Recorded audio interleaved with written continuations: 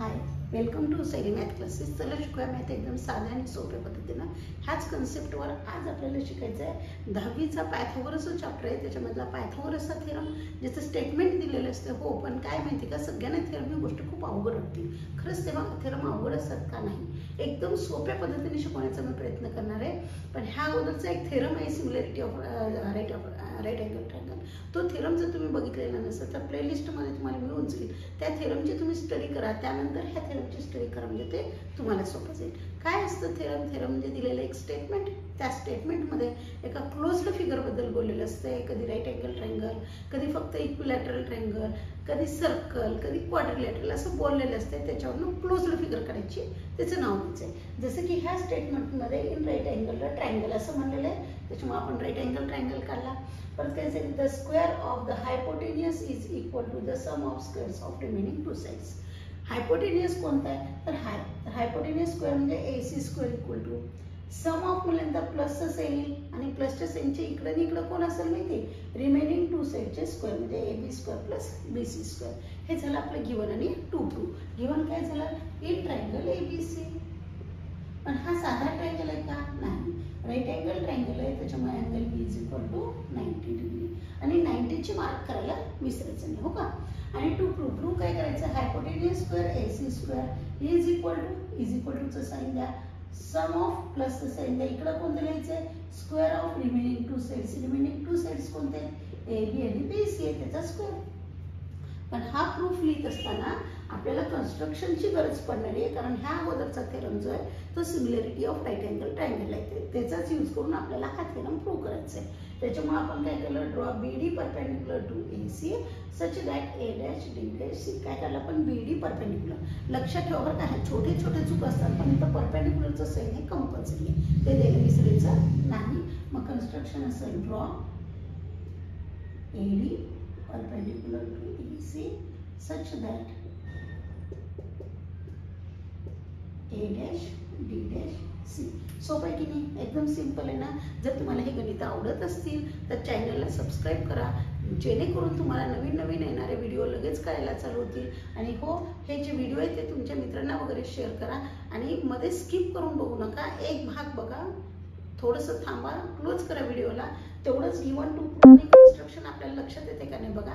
येत असेल तर एकदा वहीवर लिहून काढा आणि नंतर चेक करा हे करेक्ट आहे का नाही. नंतर पुढची स्टेप फॉलो करा. एकाच वेळेस टोटल व्हिडिओ बघताल तर मध्ये थोडंसं कन्फ्यूज होण्याची शक्यता असते, त्या गोष्टींची मात्र काळजी घ्या.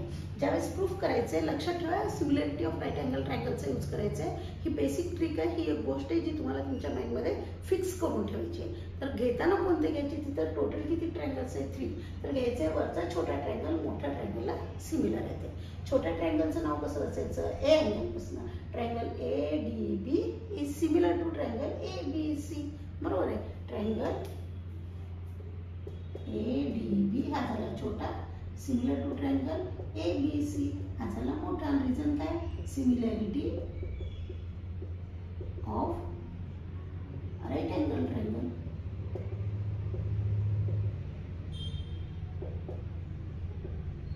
बघा आता दोन ट्रायंगल सिमिलर दाखवल्याच्या नंतर घ्या काय घ्यायचं असते? त्याच्या साईडच घ्यायच्यात, कारण साईडवरच आपल्याला प्रूव्ह करायचं आहे ना. मग साईड कसा?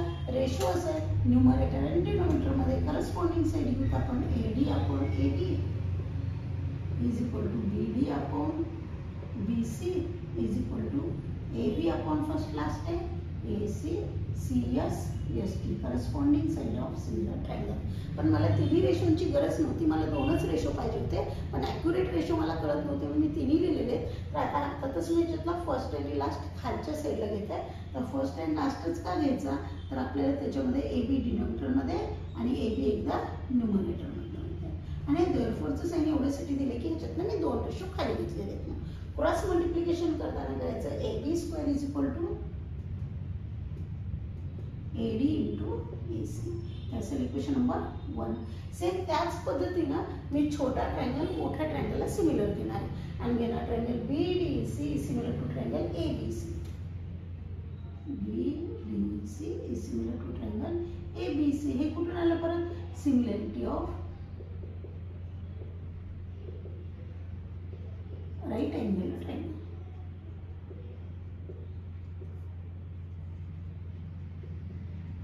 बघा तुमचं जर गणित छान असेल, पक्क असेल, तर ही स्टेप न करता डायरेक्टली तुम्ही ही स्टेप सुद्धा यूज करू शकता. पण हे सगळ्यांचा विचार करून अगोदर 3 रेशो घेते, त्यातले 2 रेशो खालते क्रॉस मल्टिप्लिकेशन, राईट आहे. न्यूमरेटर डिनॉमिनेटर, न्यूमरेटरमध्ये BD upon AB is equal to last two DC upon BC is equal to first class BC upon AC. बघा आता क्रॉस मल्टिप्लिकेशन मध्ये मी असं घेणार की ज्याच्यामध्ये BC स्क्वेअर तुम्हाला मिळायला पाहिजे, AB स्क्वेअर मिळाला म्हणजे BC स्क्वेअर, म्हणजे मी लास्ट 2 घेणार आहे. आणि ह्याचं रिझन मात्र काय, CS60 corresponding set of similar triangle. Last 2 घेते मी DC upon BC is equal to BC upon AC. Cross multiplication करून BC square is equal to DC into BC. Equation number 2. आता इक्वेशन 1 आणि 2 चं ॲडिशन करायला सांगितलं आपल्याला 2 प्रूव्ह. आपल्या मनाने आपण काहीही करत नाही, त्याच्यामुळे इक्वेशन 1 प्लस इक्वेशन 2.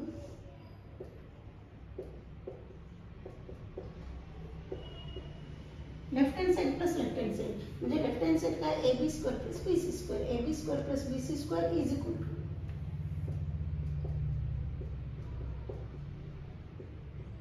बघा राईट हँड साइड घ्यायची आपण इथली AD into AC plus DC into AC, sorry AC येते, AD into AC plus sign नाही विसरायचं, DC into AC. Left hand side copy paste करायची कारण आन्सर मध्ये ते आपल्याला हवंच आहे, बरोबर आहे, त्याच्यामुळे कॉपी पेस्ट असेल.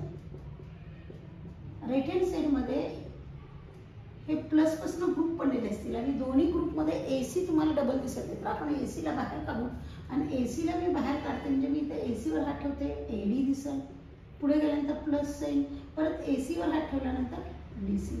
फिगर मध्ये बघा तुम्हाला AB square plus BC square equal to AC as it is. कोणतं साइन आहे म्हणजे इंटूचं AD प्लस DC काय तयार होणार आहे AC, त्याच्यामुळे हे दोन्ही काढून टाकले, मी AC घेतलं तर AB square plus BC square is equal to AC into AC काही AC स्क्वेअर. हेच तर प्रूफ, हेच तर आपल्याला हवं होतं आहे ना. जर तुम्हाला व्हिडिओ आवडलेले असेल तर लाईक करा, शेअर करा आणि thank you for watching my videos. आणि जर समजा ह्याच्यामध्ये तुम्हाला काहीही शंका असतील किंवा आणखीन काही नवीन शिकवत असेल तर कमेंट बॉक्समध्ये टाकायला तुम्ही विसरू नका.